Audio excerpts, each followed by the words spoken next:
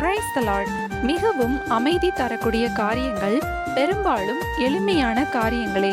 அவைகளுக்கு அதிகமான தயாரிப்பும் முன் யோசனையும் திட்டமிடுதலும் தேவைப்படாது.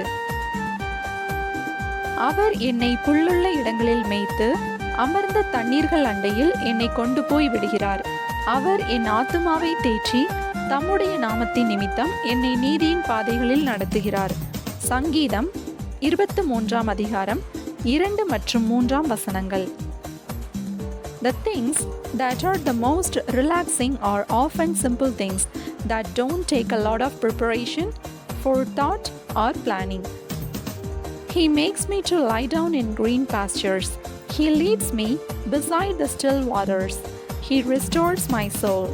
Psalm 23:2 and 3. Amen. God bless you.